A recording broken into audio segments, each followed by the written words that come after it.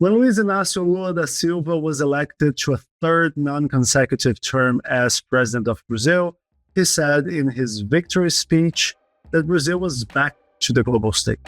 In his first year in office, Lula proved he meant business by staying 62 days away from the country on international trips that yielded numerous agreements with foreign governments. In January 2024, Foreign Minister Mauro Vieira wrote an article explaining that one big ambition of Brazilian diplomacy under Lula was to rebuild Brazil's international reputation and re-establish the country as an actor engaged in significant issues. Brazil wants to lead, but who will follow? My name is Gustavo Ribeiro. I'm the editor-in-chief of the Brazilian Report. This is Explaining Brazil.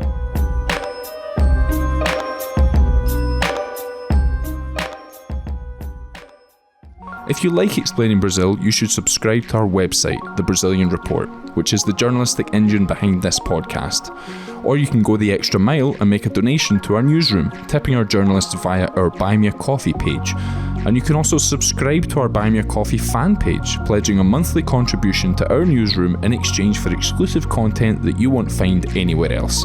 Our Buy Me a Coffee subscribers are Andrei Novoseltsev, Wild Rice, Jaciara de Oliveira, Carson Allen, Gabriel Luca, Pan Ludwig, Leslie Seal, Mark Hillary, Louise Renz, Erwan Menais, Aaron Berger, Kars Vrieswick, Alistair Townsend, Miller Renarcido, Peter Abramson, David Dixon, Jose Ozzy Stankovic, Emerging Market Muser, Anna Lund, Peter Suffren, Anderson da Silva, and someone who chose to remain anonymous. And our Buy Me a Coffee members come from all over the world, so please, if we're butchering the pronunciation of your name, please send us an email. If you too believe in the importance of independent journalism, and if you want to hear your name on our podcast, go to buymeacoffee.com/Brazilian Report and subscribe to one of our membership levels. Click on buymeacoffee.com/Brazilian Report to find out more.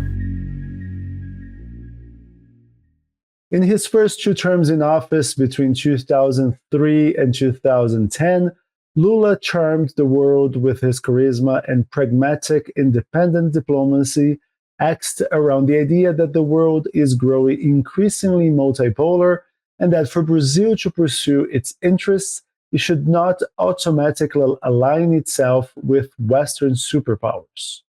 But the new Pew Research Center survey of 6 countries, Argentina, Chile, Colombia, Peru, Mexico, and the US, suggests that Lula's clout may have run thin, or at least thinner than it was. Christine Huang is a research associate at Pew Research Center with a focus on global attitudes. She studies and writes about international public opinion and is involved in the quality control of Pew's international surveys. This week, she will help us break down the findings of this new survey about the image other countries have of Brazil and President Lula. So, Christine, thanks for joining us this week. Thank you for having me. I'm so happy to be here. So I want to start by asking you to tell us a bit more about the data that you guys obtained from the surveys about Brazil and Lula's image abroad, and to tell us a little bit about how this image has evolved over the years. Sure. So to begin, we collected all of this data on Brazil, how Brazilians see their own country, and then also how people in other countries in the Americas and in Latin America especially see Brazil and their Brazil's president. And so we collected all of this data earlier this year, around January to April of 2024. And we were able to do a lot of face-to-face surveys in all of these countries, so knocking on doors and speaking to individuals, and to create this huge data set of information with a nationally representative information. And so you can really look at this data and say, hey, what do people in each of these countries think? And it'll be a pretty good representation. And so we've seen that in Brazil, people are fairly optimistic about how Brazil is placed in the international context. And so for the most part, people think that Brazil will eventually be, or already is, one of the world's most powerful nations. And so there's still a third who think that Brazil will never be on top, but that's definitely a minority position. And that's really evolved since 2017, and so become much more positive. So in 2017, about half said that Brazil will never be one of the top powers, and that's down to a third this year. And then Brazilians are also generally likely to say that their country's influence has either grown in recent years or stayed about the same. And so there isn't really a sense that, or there isn't really a strong sense that Brazil is losing influence around the world.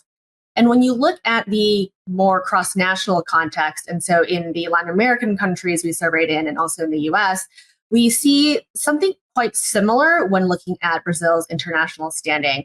And so for the most part, in the 6 countries that we surveyed in, and so I'll just list them off for context, we have Argentina, we have Peru, Colombia, Mexico, the United States, and then also Chile. Yes, those are the 6 that we have.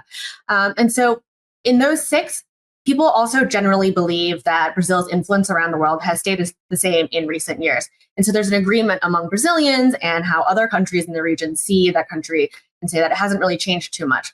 Where it does differ a little bit is in the kind of more fringe, kind of some minority opinions. And so in Brazil, you'll see that about a quarter say that Brazil's influence has been getting weaker in recent years, but that's a little bit more common in some countries in comparison across the other countries in the region that we surveyed in. And so it's actually particularly prominent in Chile. And so in Chile, 37% think that the country has stayed about the same in recent years, but a similar share, so 33%, say that Brazil has actually gotten weaker in recent years. And so there is some disagreement within the region and with Brazilians themselves. Right. So like you flagged, Brazilians tend to be more optimistic about their country's global standing when we compare to these other countries that you have surveyed, especially when we talk about US respondents. Why do you think this disparity exists, and what factors shape these different views? Sure. So when looking at Brazil, we asked people in the region whether or not they have a favorable or an unfavorable opinion of Brazil. So we don't have really comparable data from with Brazil for that, but we can see that when looking at the country and just giving their opinion and whether it's a good or bad opinion, people in the region tend to have a generally favorable view. And so about half in some countries say that they have a favorable view of Brazil, except in the United States, as you mentioned, where people are equally likely to say that they have a favorable view as they are to have an unfavorable view of the country. And so you'll see that the US stands out for having kind of that more lukewarm opinion. And part of that is a salience issue, possibly. And so there are also substantial shares in these countries who don't offer any opinion. And so people are possibly more or less inclined to give their opinion on other countries for that matter. And when looking at the US, the opinions on Brazil do stand out compared to other countries in the region. But when looking at how Americans see other countries just generally, they give Brazil kind of a middling rating. It's higher than their ratings for, say, Mexico and Russia and China. It's about similar to how they see India, and less favorable when compared to how Americans see the UK or France or Germany, so more traditionally American allies. And when switching back to just seeing how Brazilians see themselves, you'll see that Brazilians also have a slightly more favorable view of their own government and satisfaction with democracy when compared to recent years. And so it seems like when evaluating the current situation in Brazil, Brazilians are slightly more optimistic than they have been in the past. And so while their views are not outright positive, and so there isn't a majority, who say they trust the government or are happy with how the democracy is working, when looking at how it compares to the past, it's really a lot more favorable.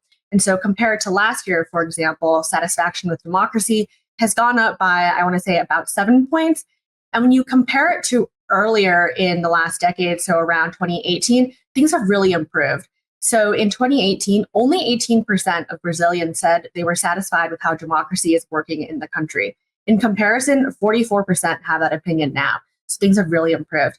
And then when looking also at trust in the government more broadly, you also see a similar increase. So in 2017, I want to say 23% said they trust the government to do what is right for the country. And that's about double to 47% today. And so Brazilians are really taking stock of how things are improving or changing in their country. And maybe that's not something that people outside of the country would see or know or really understand. And so that may be contributing to the discrepancies in how outsiders and people in other countries see Brazil and how Brazilians see their own country.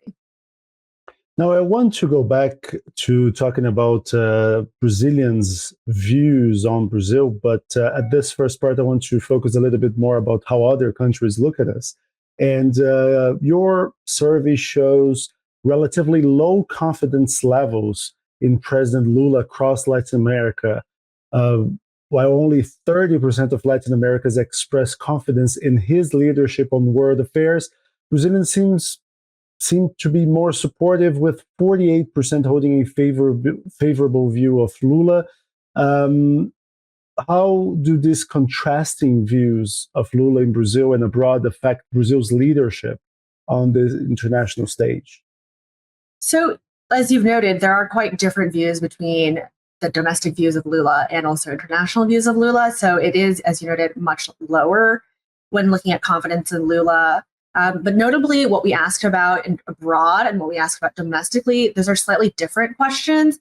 So abroad in the other countries, we ask about confidence in Lula. So do you trust Lula to make the right decisions about international affairs?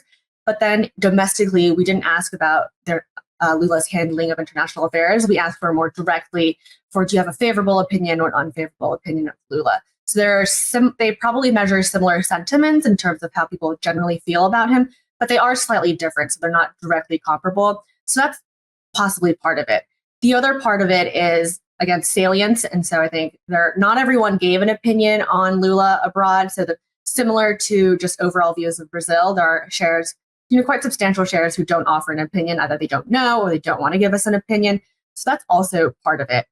And in taking the US for an example, where we didn't actually ask about Lula, you can consider how, Americans, we do know more about Americans, and we do see that Americans generally don't really know that much about foreign leaders and don't always have a very positive opinion. And that's possibly related to just not really knowing too much. And that could be part of it.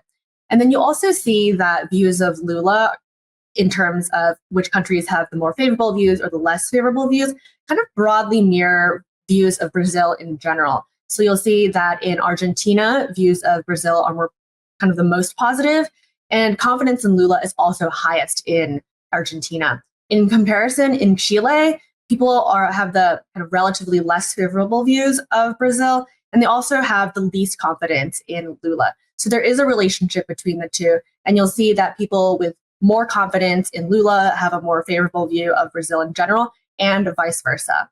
And that's also tied to how people see Brazil's influence in the world.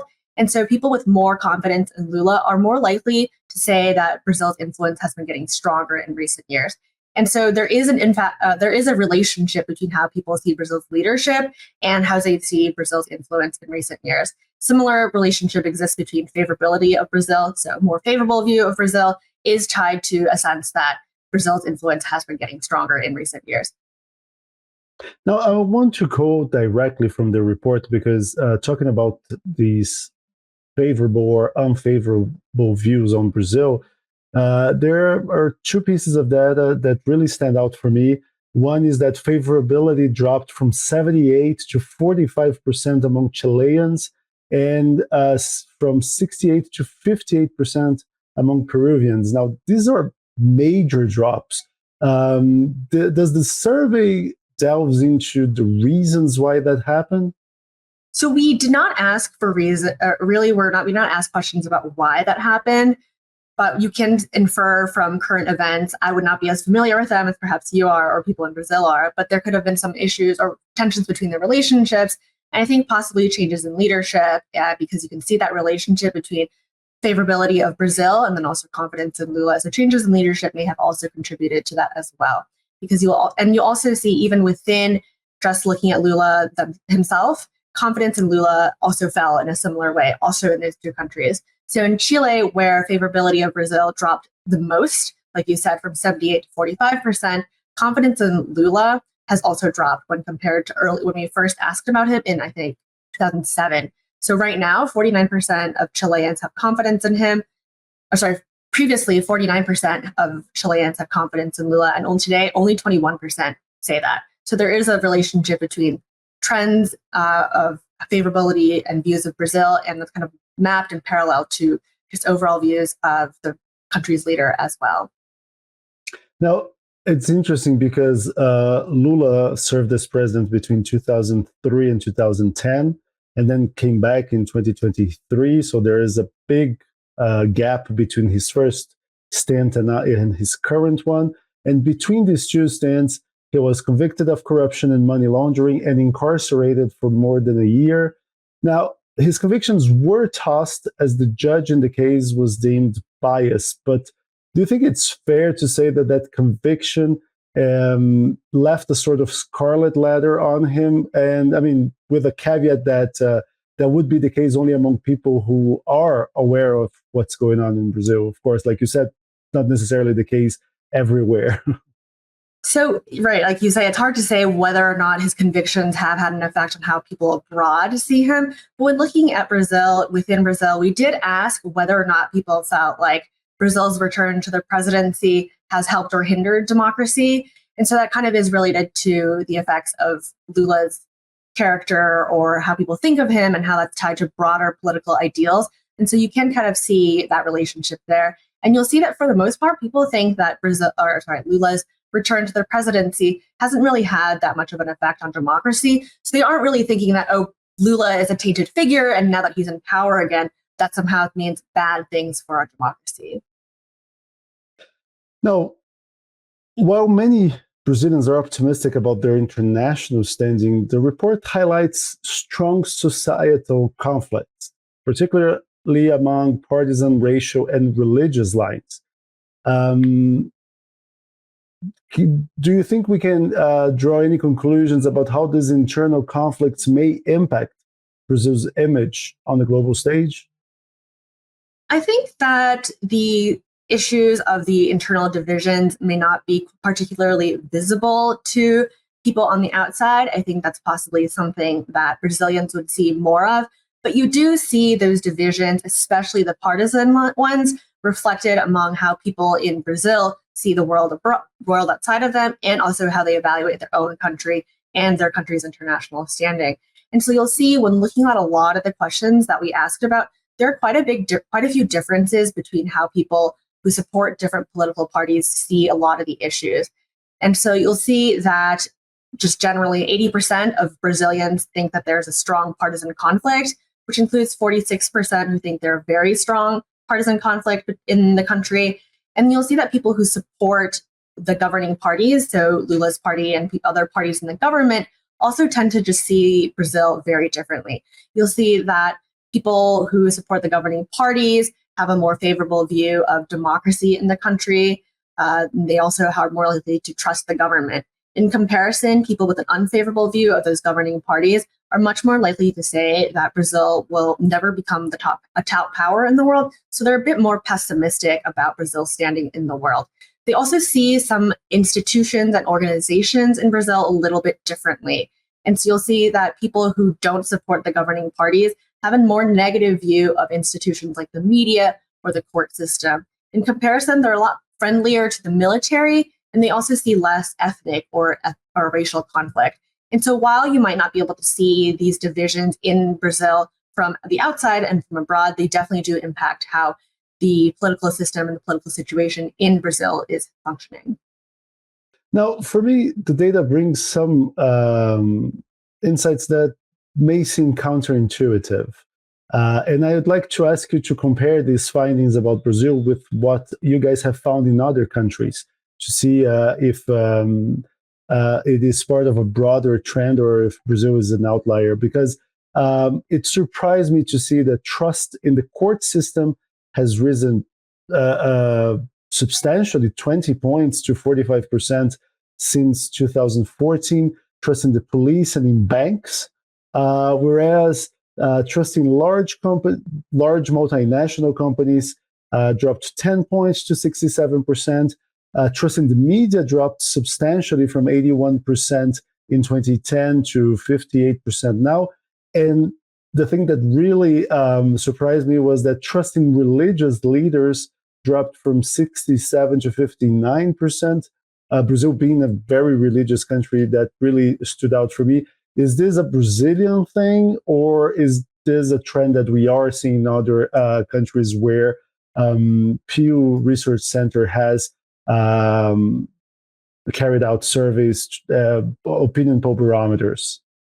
Right. So we are in the middle of analyzing that data. So right now we've looked at the data for Brazil and have some insights onto how things have changed in Brazil, but we haven't been able to draw broader conclusions about how things have changed in other countries. So we can't quite compare how Brazil sits with other countries yet, but we can see that the institutions that we're talking about aren't seen the same way by people in Brazil. So even as things change from year to year, they also have there are also differences and changes between how people and different groups see these institutions.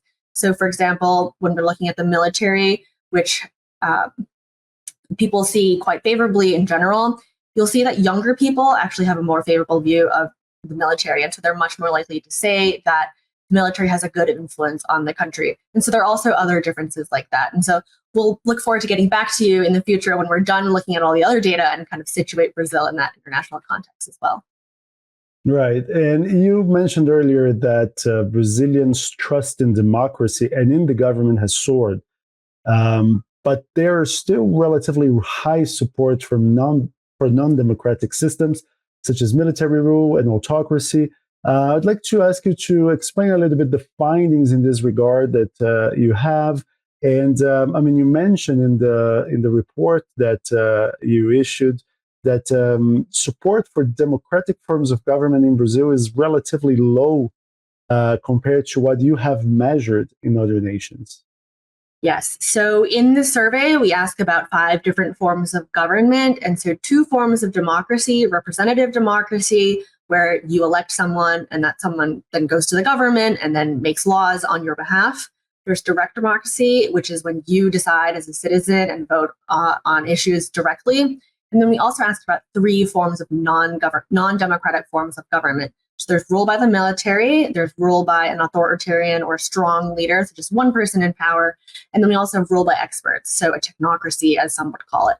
And so 59% say that they have that a representative democracy would be a good way to govern Brazil. And that's definitely the preferred form of government in Brazil.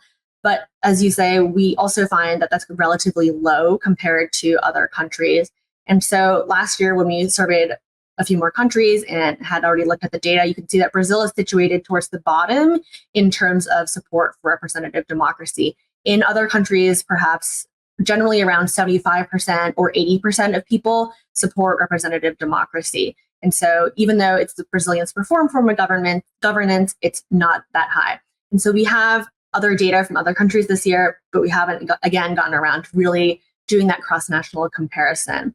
And the other part of it is just notable that there's a substantial amount of support for other non-democratic forms of government.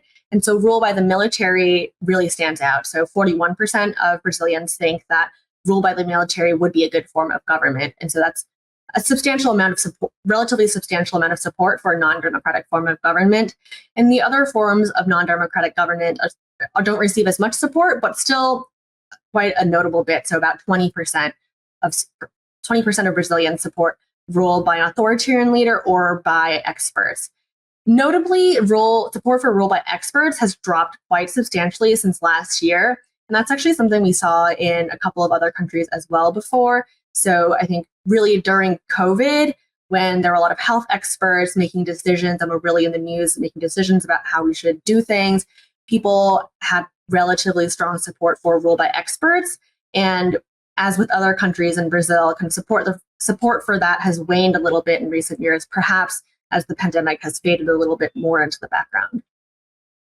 Now, before I let you go, I'd like to ask you something that it is a lot regarding my personal curiosity. And also, I'd like to ask you a little bit about the methods that you use, because polls in Brazil have, electoral polls especially, have missed the mark in many of the recent past elections, and that has eroded trust in polls.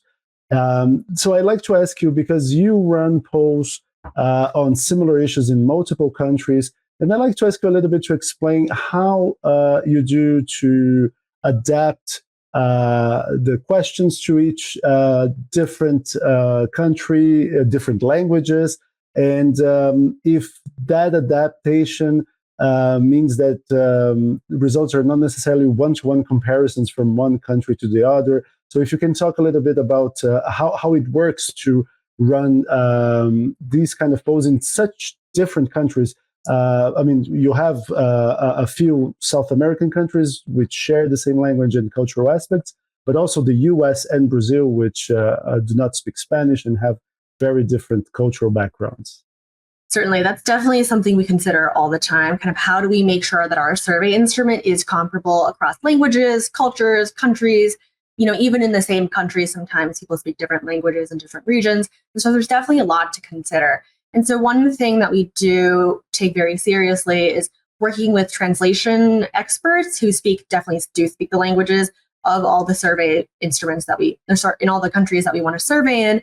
And they take the time to review all of the translations of the questions that we have fielded or want to field and make sure that the terms are comparable within from country to country. And when they advise us on suggest changes to the language, we then are able to sit down and think, okay, is the suggested wording going to change how people interpret our questions?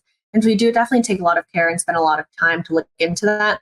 And we also make sure that the translations from year to year are comparable. And so we won't just change how something is translated from last year to this year. And that also helps us ensure that everything can be compared from year to year and then also country to country. And so you also see that in some countries, we have switched, in some cases, how we conduct our survey. And in those cases, you'll definitely see a note on our reporting or in other parts of our survey to show that they're not directly equal. And so even outside of just how we conduct our survey, we put a lot of care into making sure that when our numbers can't directly be compared from country to country or from year to year, we make sure that's very clear so the audience doesn't misunderstand what we're trying to convey here. The other part that we really rely heavily on are our local vendors. And so, of course, I'm not the one going to all these different countries, working with everyone, talking to everyone. So we rely heavily on people in the countries we're surveying in to have a handle or have a better understanding of the country, local customs, local understandings of things. And they'll advise us if they think that something isn't something that people in that country would really understand or really have an answer to. And in those cases, we might drop the question entirely, we might modify the question, or we might just reconsider how we want to approach these issues as well. And Christine, is there anything that you think that I might not have asked you about that you think it's important for us to discuss when talking about these results on Brazil? I think something that's really interesting is looking at how Brazilians' sense of their place in the world has changed from time to time. And so I know I highlighted that earlier in the beginning of this, but I think that's really worth emphasizing. And so you'll see that how they see their internal situation, so their satisfaction with the government, with their democracy, has really improved over the last couple of years. And that's really interesting to see how that's tied to how they see their situation in the world. And so there is some sort of relationship between how they see what's going on inside their own country and how that may be reflected externally as well. Christine Huang, thank you very much. Thank you so much. Christine Huang is a research associate at Pew Research Center with a focus on global attitudes. She studies and writes about international public opinions and is involved in the quality control of Pew's international surveys. If you like explaining Brazil, please give us a 5-star rating wherever you get your podcasts. It takes only a second, and it is really important for us to reach a broader audience. Or better yet, you can sign up for the Brazilian Report, the journalistic engine behind this podcast. We have a subscription-based business model, and your memberships fuel our journalism and keep us going and growing. Thanks to our subscribers, we have been able to cover Brazil and Latin America extensively, and for our work, we have won and been shortlisted for multiple international journalism awards. The World Association of News Publishers, IFRA, recently considered us the best news website in the Americas for a small or local newsroom. And in order to keep doing that work, we need your support. go to brazilian.report/subscribe. I'm Gustavo Ribeiro. Thanks for listening. Explaining Brazil will be back next week.